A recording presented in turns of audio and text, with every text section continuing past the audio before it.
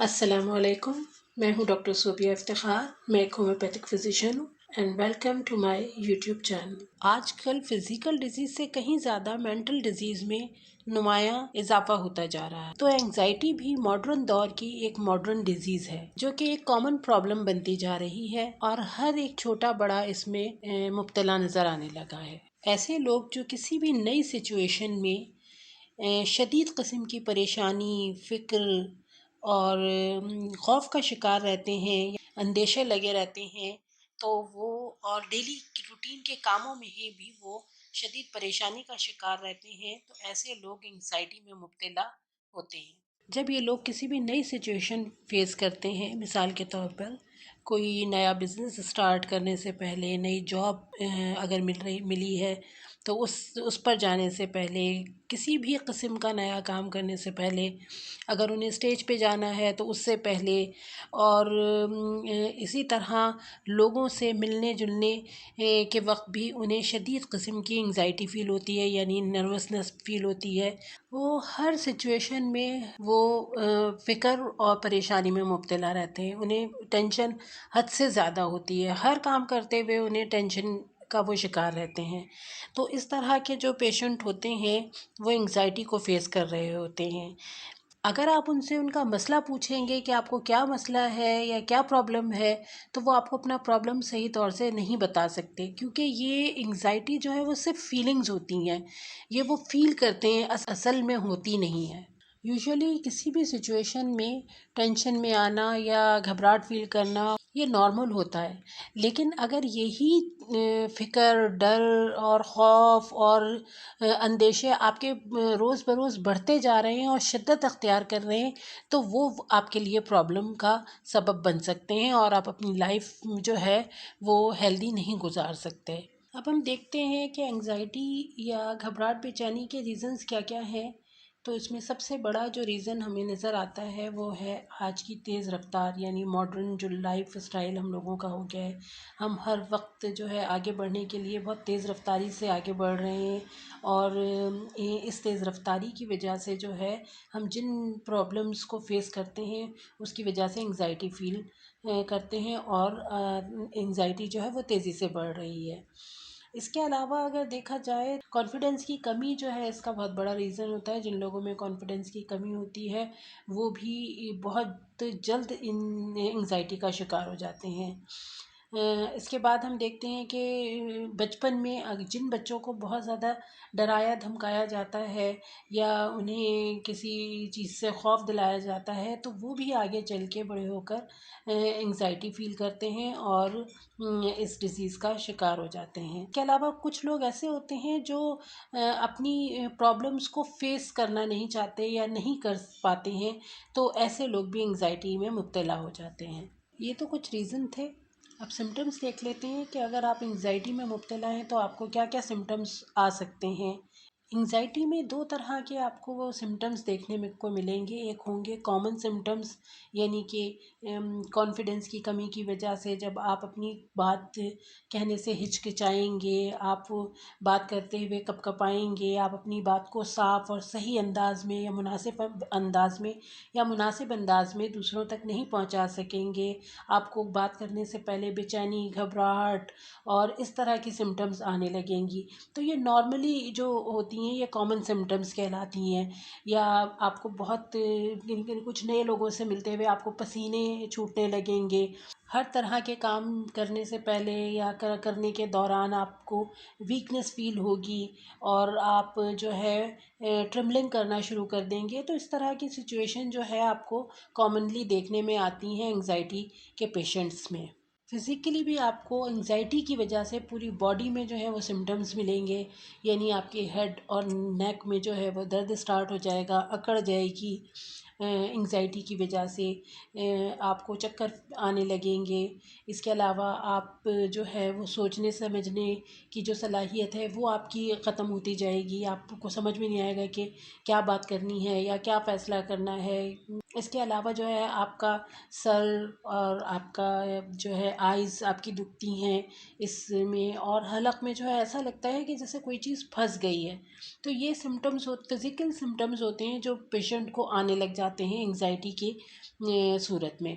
इसके अलावा जो है वो बहुत सारे जो पेशेंट्स हैं वो चेस्ट में जो है पेन फील करने लग जाते हैं। उनको ऐसा लगता है जैसे हमारी सांस रुक रही है, ज़ोर ज़ोर से सांस लेना स्टार्ट कर देते हैं, जैसे कि अस्थमा की प्रॉब्लम हो गई हो उन्हें। तो इस तरह की भी जो है वो सिम्टम्स आने लग जाती हैं। पल्पिटेशन बहुत बढ़ जाती हैं ऐसे पेशेंट की किसी भी कंडीशन में, और बाज़ औक़ात तो पल्पिटेशन इस कदर बढ़ जाती हैं कि ऐसा लगता है कि हार्ट जो है वो फट जाएगा, और जो है चेस्ट में बहुत ज़्यादा प्रेशर फ़ील करते हैं। इसके अलावा बाजुओं में जो है वो दर्द फ़ील करते हैं। तो इस तरह की ये बहुत सीवियर जो सिम्टम्स हैं ये भी पेशेंट फ़ील करने लग जाता है, लेकिन असल में वो होती नहीं है।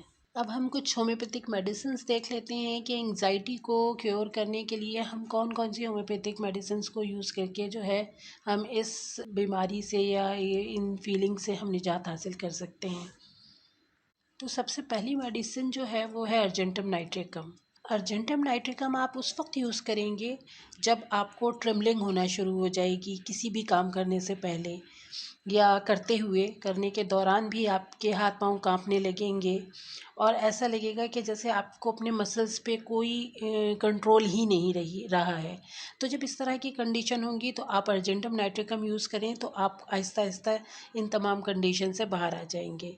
अगर आप मीटिंग में या इंटरव्यू देते हुए ये बहुत ज़्यादा जो है बेचैनी और घबराहट फील हो, इसके अलावा आपको स्वेटिंग स्टार्ट हो जाती हो, तो भी ये मेडिसिन जो है बहुत अच्छे रिज़ल्ट देती है। इसके अलावा जब आप किसी भी नए काम के लिए जा रहे हों, या किस जब आपको बहुत एंग्जाइटी फ़ील हो रही हो और आपको मोशन स्टार्ट हो जाए, तो इसकी ये बेहतरीन मेडिसिन है। इस मेडिसिन को लेने का तरीका ये है कि आप 30 पोटेंसी लेंगे, और आप उसकी 2 ड्रॉप्स जो है सुबह दोपहर और शाम डायरेक्ट टंग पर लेंगे। नेक्स्ट मेडिसिन जो है वो नेट्रम कार्ब है।